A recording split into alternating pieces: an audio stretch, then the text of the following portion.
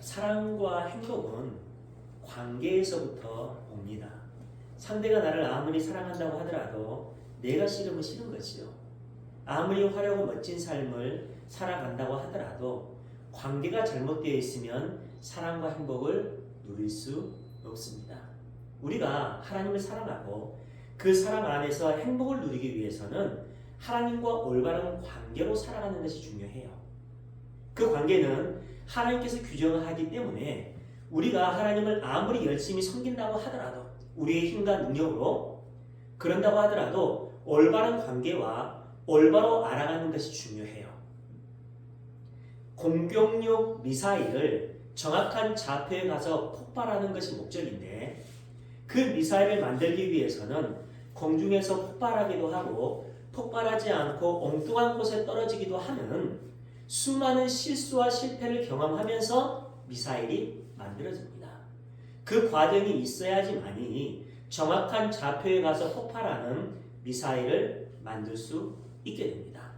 이처럼 인격이 없는 쇳덩어리 하나를 정확하게 만드는 것도 어려운데 인격과 이성을 가지고 원죄로 인해 태어날 때부터 하늘을 거부하고 그 하늘을 미워하는 본성을 가진 사람들을 하나님께서 씹어놓으신 좌표인 하나님 나라로 올리는 것은 상상할 수 없이 힘들고 어려운 일일 거예요.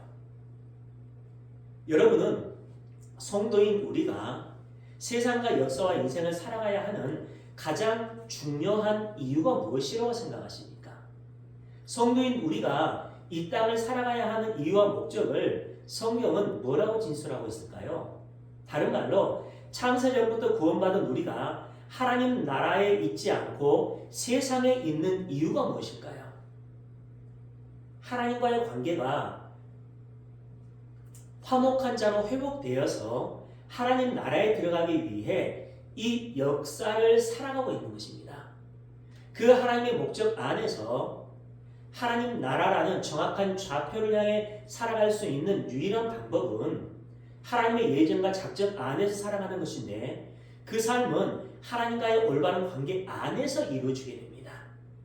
로마서 5장 1절 그러므로 우리가 믿음으로 의롭다 하심을 받았으니 우리 주 예수 그리스도로 말미암아 하나님과 화평을 누리자. 믿음으로 의롭다 하심을 받았다. 우리의 인간적인 생각과 방법과 힘과 능력과 어떤 소유를 가지고 의롭다고 인정을 받는 게 아니라 하나님께서 우리에게 주신 믿음으로, 그렇죠? 예수님으로 말미암아 화평을 누린다는 것은 예수님께서 주시는 화평을 받아야 한다는 것이고 그 삶을 통해서 의롭다고 인정받게 된다는 것입니다. 그것을 믿음이라고 하는데 그 모든 것이 예수님으로부터 온다는 거예요. 성도인 우리는 그 원리에 의해서 하나님과 화목한 자가 되고 하나님 나라로 들어가게 됩니다. 그러나 세상을 살아가는 모든 피조물이 하나님의 창조가 있기 전에는 없음이었기 때문에 모든 피조물 중에서는 하나님과 화목할 수 있는 존재가 아무도 없어요. 유일한 신이신 하나님과 화목할 수 있는 유일한 분은 삼위일체이신 하나님밖에 없습니다. 원래 우주에는 하나님밖에 없었기 때문에 하나님 앞에서의 모든 피조물은 없음이에요. 그래서 하나님의 창조가 없음에서부터 시작됩니다. 창조 전에는 아무것도 없었다는 것을 말하죠. 그 없음이라는 존재가 있음을 흉내내면서 살아가는 것을 죄라고 해요. 마치 스스로 존재하는 것처럼. 즉 세상의 모든 피조물들은 하나님의 창조가 시작되기 전의 상태였던 자신의 없음을 인지하고 자신을 창조하신 하나님만을 바라보고 그 하나님의 말씀에 순종하는 삶을 살아가야 하는데 스스로가 주체가 되어서 살아가는 것을 죄라고 해요. 그러니까 하나님 앞에서의 죄라는 개념은 도덕, 윤리, 사회법적으로 악한 행위만을 지칭한 것이 아니라 오직 창조주의 목적도로 살아야 할 없음이라는 존재가 있는 것처럼 스스로 판단하고 스스로 결정하면서 살아가는 것을 죄라고 합니다. 따라서 없음이라는 개념으로 존재했던 죽은 흙으로 지어진 인간은 유일한 이씀인 하나님과의 화목을 도모할 수 없어요. 인간 측에서 그 화목이 나올 수 없다는 거예요. 하나님의 은혜가 아니고는 절대로 하나님과의 화목을 도모할 수는 없다는 것입니다. 즉 화목은 하나님께서 은혜로 주셔야 한다는 것이에요. 그러니까 선악과를 따먹기 전에 인간은 흙이었습니다. 그 흙이라는 단어 자체가 nothing, 아무것도 아닌 없음이라는 개념이에요. 그런 없음이 선악과를 따먹고 선악의 주체가 되기로 한 그 있음의 흉내를 내면서 살아가는 것을 죄인이라고 하고 그 모든 행위를 죄라고 합니다. 그러니까 죄는 사회적이고 도덕적인 개념 안에서 단순히 나쁜 일을 하는 것을 죄라고 하지 않아요. 창조주와 올바른 관계가 없는 상태에서 나오는 모든 행위를 죄라고 합니다. 성경이 말하는 죄. 따라서 없음인 인간 측에서 인간과의 화목을 도모할 수 없기 때문에 알메니언주의는 거짓이에요. 인간의 행위에 따라 구원이 결정될 수 있다는 개념이 알메니언주의의 핵심 중 하나잖아요. 그런데 인간의 역사 속에서 하나님을 알지 못한 자들이, 다른 말로 하나님의 은혜와 긍휼을 받지 못한 자들, 예전 가운데 있지 않은 자들이 하나님의 은혜를 받아서 하나님과 화목하려는 것이 아니라 자신의 열심과 노력, 공로와 업적을 근거로 해서 하나님과 화목을 위해 열심히 살아가요. 그것이 역사였습니다. 그것이 선악과를 떠먹은 자들의 휘브리스, 교만이에요. 그것을 이스라엘 백성들을 예로 들어서 보여주고 서기관과 바리새인들을 예로 들어서 우리에게 보여줍니다. 그래서 성경은 하나님을 알지 못했던 이스라엘 백성들에게 하나님께서 먼저 내 백성이라는 은혜를 주시고 그들과 화목하기 위해 열심히 일을 하셨습니다. 그게 구약의 역사였어요. 그러니까 화목이라는 개념은 하나님께 속해 있는 개념이라고 할 수 있어요. 죄인들이 아무리 화목하려고 한다고 할지라도 하나님 측에서 아니라고 하시면 안 된다는 것이죠. 그렇게 열심히 살았던 이스라엘 백성들의 삶의 결과가 하나님께 반역하는 것이었고, 그렇게 열심히 살았던 서기관과 바리새인들의 삶의 결과가 율법 지킴이라는 죄를 가져오게 됩니다.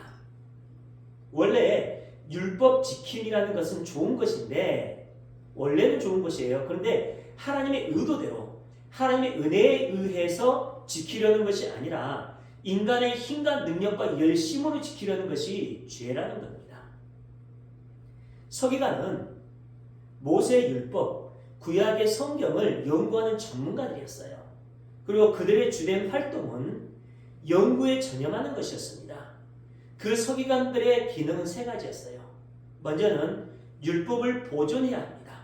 율법을 보존. 인간의 생각과 방법으로 변형시키거나 바꿔서는 안 돼요.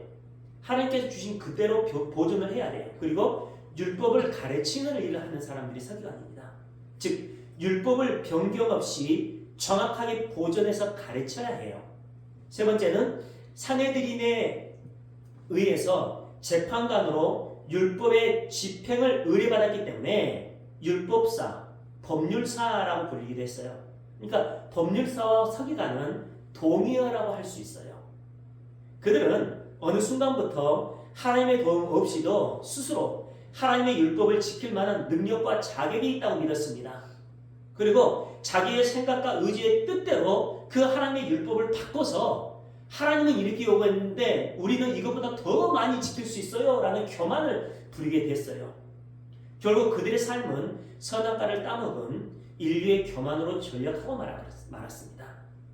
그렇게 자신도 하나님처럼 자신의 열심과 노력으로 스스로를 구원시킬 수 있다고 믿고 죄에 대한 문제를 스스로 해결할 수 있다고 믿는 것은 마치 무인격체였던 로켓이 스스로 자기의 힘과 능력으로 정확한 위치까지 날아갈 수 있다고 한 것보다 더 불가능한 것임을 성경은 반복해서 가르쳐주고 있어요.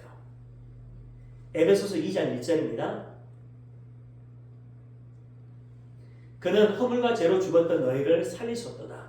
5절 허물로 죽은 우리를 그리스도와 함께 살리셨고 너희는 은혜로 구원을 받은 것이라. 우리가 죄와 허물로 죽었다는 것은 스스로의 힘으로 죄에서 나올 수 없다는 것이고, 그렇죠?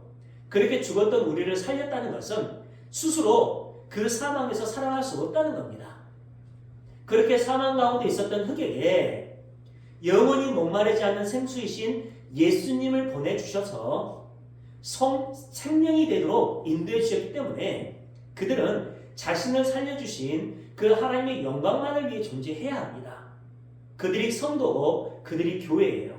그런데 하나님과의 관계가 끊어진 자들, 즉 죽은 흙과 같은 좀비들이 하나님의 은혜를 의지하지 않고 자신의 능력과 자격을 신뢰하고 인본주의적인 삶을 살아가면서 스스로의 유익과 영광만을 위해 존재하려고 해요.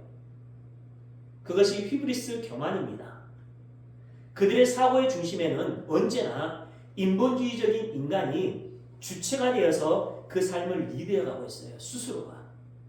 하나님은 그런 자들의 열심을 칭찬하시는 것이 아니라 그런 열심과 노력을 진노의 불로 태워버리겠다고 하십니다. 진노의 불로. 로마서 1장 18에서 25절 말씀입니다. 하나님의 진노가 불의로 진리를 막는 사람들의 모든 경건하지 않음과 불의에 대하여 하늘로부터 나타나나니 이는 하나님을 알만한 것이 그들 속에 보임이라 하나님께서 이를 그들에게 보이셨느니라 창세로부터 그의 보이지 아니하는 것들 곧 그의 영원하신 능력과 신성이 그가 만드신 만물에 분명히 보여 알려졌나니 그러므로 그들이 핑계하지 못할지니라.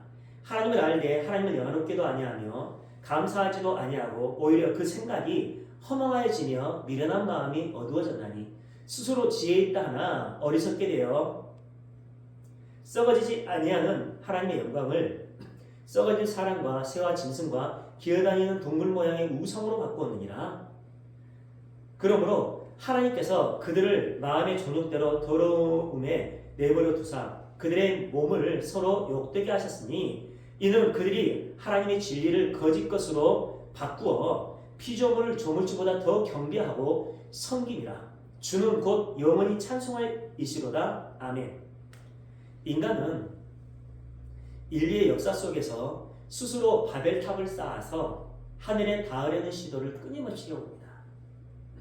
그 인간들의 역사가 칭찬받을 만한 모습으로 보일 수도 있지만 그것은 하나님만을 의지해야 할 없음의 존재들이 스스로의 힘을 가지고 하나님의 뜻을 이루겠다는 있음의 삶을 살아가는 것 자체가 죄이기 때문에 하나님은 내 자신은 알라라는 취지로 인간들의 바벨탑을 부셔버려요. 하나님은 역사 속에서 계속되는 인간들의 바벨탑 건설의 시도를 부수시면서 다른 말로 인정하지 않으시면서 인간의 무력함이 어떤 것인지를 가르쳐줍니다. 사회, 도덕, 종교, 군사, 윤리, 사상, 교육 등의 지식체계와 그 울타리 안에서 이루어지는 인간들의 선행체계가 하나님께서 인정하시는 인간들의 속성에 전혀 기여하지 못한다는 것을 가르쳐주세요. 세상에서 이루어지는 잔혹한 전쟁, 그리고 갈수록 흉폭해지는 범죄와 폭력, 빈부격차, 가진 자의 힘, 그 힘 있는 자들의 주장이 역사 전체를 이끌어가면서 인간의 바벨탑 쌓기가 얼마나 허구인지를 여실히 보여줍니다. 그 하나님의 가르침은 오늘날에도 계속되고 있어요. 주님께서 오시는 그 순간까지 계속될 겁니다. 하나님은 인류의 역사 속에서 하나님의 은혜를 벗어난 인간들은 죽은 흙에 불과하다는 것을 가르쳐 주시는데 인간들은 그런 하나님의 경고와 교훈을 무시한 채 자신들의 소유와 가능성과 열심을 여전히 의지하면서 살아가고 있어요. 내 힘과 능력과 내 소유를 가지고 하나님을 영화롭게 한다고 착각하면서 살아가고 있습니다. 그런 자들의 특징이 뭡니까? 내가 원하는 대로 세상이 움직여지지 않으면 삐지고 화를 내고 누군가를 죽여야 돼요. 공격을 합니다. 그 본질로 살아가는 모든 삶이 불법인데 인간들은 그 불법의 삶을 동경하면서 살아가고 있어요. 그런 바벨탑 쌓기의 대표적인 예로 제시된 무리들이 있는데 그들이 서기관과 바리새인들입니다. 그들이 인본주의로 살아가는 모든 인간들의 상징적인 모형으로 성경의 독자들에게 제시하고 있어요. 그렇게 살아가는 인본주의자들의 삶을 닭의 비상이라고 할 수 있습니다. 닭의 비상. 닭은 원래 하늘을 날 수 없었는데, 하늘을 날 수 있었어요. 원래는 날 수 있었는데 사람들이 그 닭을 우리 안에 가두고 먹이를 주기 시작하면서 날 수 있는 활공 기법을 닭들은 퇴화시켜버립니다. 결국은 날지 못하게 됐다는 거예요. 마치 하나님과 함께 하늘을 날도록 창조된 송도들이 마귀의 속임수에 속아서 날개를 잃어버리고 결국은 활공 기법을 완전히 상실해버리는 형국이에요. 그런 인간들에게 필요한 것은 하나님의 은혜입니다. 그 은혜가 하늘을 향해 날 수 있도록 이끌어가는 본질이 됩니다. 닭도 위급할 때는 가끔씩 공중을 나는 것처럼 보여요. 그렇지만 그것은 위험을 피하기 위한 목적으로 공중을 잠시 부유하는 것뿐이지 하늘을 나는 것은 아닙니다.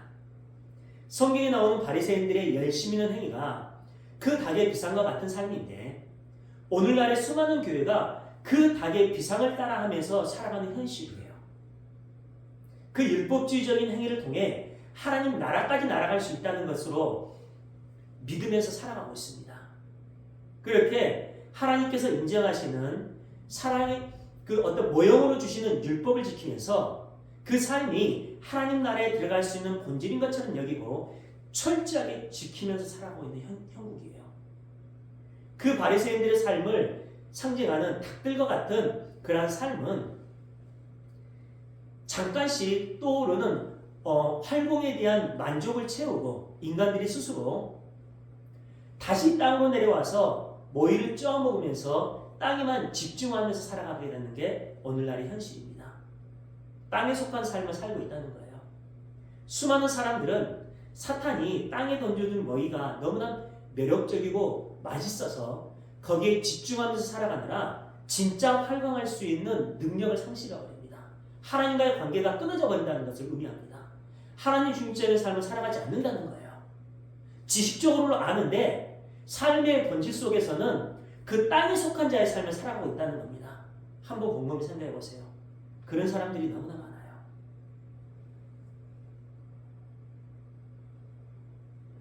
그렇다면 하늘을 날고 있다는 착각으로 살아가고 있는 율법주의자들을 구원시켜서 하늘을 날도록 할 수 있는 방법이 무엇일까요? 걔가 쫓아가면 가능할까요? 방법은 한 가지입니다. 교만하고 미련한 그 닭들을 죽여서 독수리 등에 태워서 실어 나르는 거예요. 그것을 구원이라고 합니다. 출애굽기 19장 4절 같이 한번 읽어볼까요? 시작.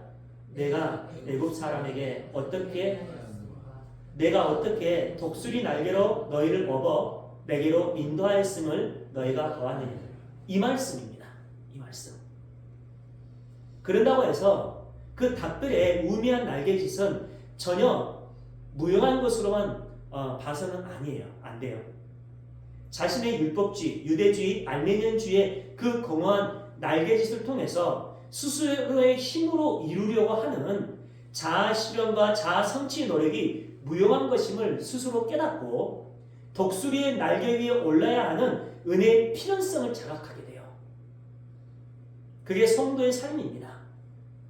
성도인 우리는 자신의 삶 속에서 수없이 반복되는 그 날개짓의 삶을 통해서 나는 스스로 날 수 없는 불가능한 자라는 자각을 하게 되는데 그것이 자기 부인의 삶이고 옛사람의 죽음이에요.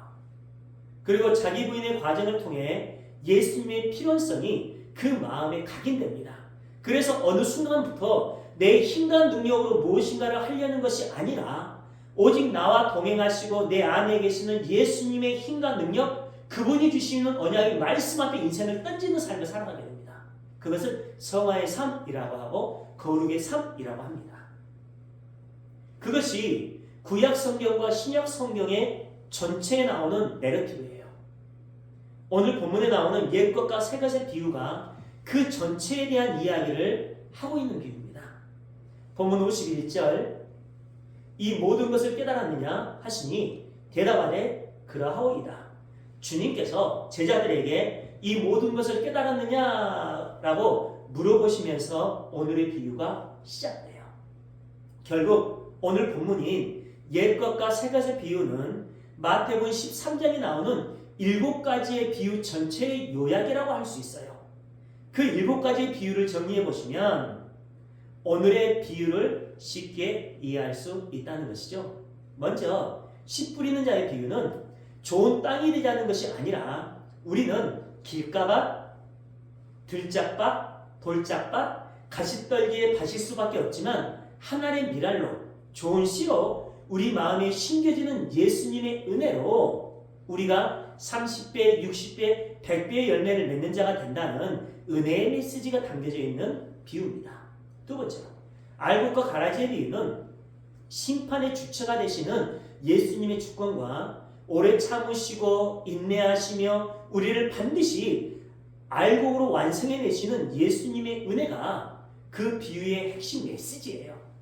세 번째는 겨자씨의 비유는 현실 속에서의 천국의 은닉성 그리고 예수님의 은닉성을 설명해주는 비유이고 네 번째 비유는요 누룩과 밀가루의 비유인데 그 비유도 은닉되어 있는 천국의 완료성과 종결성에 관한 메시지를 담고 있는 비유입니다.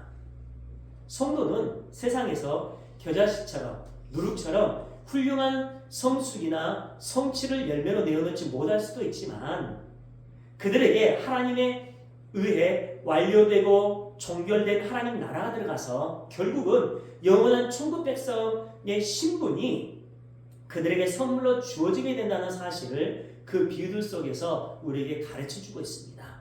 다섯 번째 비유인 밭의 방추인 보아도 천국과 예수님의 은닉성과 하나님의 선택하심으로 인해 세상과 성도의 옛 자아와 그들의 부인하는 자로 살게 되는데 성도의 삶에 관한 비유이고 모든 삶을 하나님께서 이끌어 나가신다라는 본질이 있습니다. 여섯 번째 비유인 진주장사의 비유는 하나님의 백성들을 향한 예수님의 비우심의 은혜와 성도의 구원은 하나님의 주체 되심으로 완성된다는 메시지를 주고 있어요. 마지막으로 그물과 물고기에 관한 비유. 그 비유는 역사를 주관하시는 하나님의 주권과 인간의 무력함이 극명하게 드러나 있는 비유입니다. 세상은 이미 하나님의 그물에 걸려있는 제한된 세상이에요. 그리고 좋은 고기와 나쁜 고기의 분류는 그들의 운명은 전적으로 하나님의 주권에 있음을 보여줍니다. 그렇게 7개의 비유가 모두 인간에게 주어진 자유의지의 제한성과 하나님의 주권 그리고 천국의 완료성과 인간의 불가능함 인간이 주체가 되어 살아가는 세상의 무력함과 하나님 나라의 영원성에 관한 것이에요. 그것을 명확하게 분리해서 보여줍니다.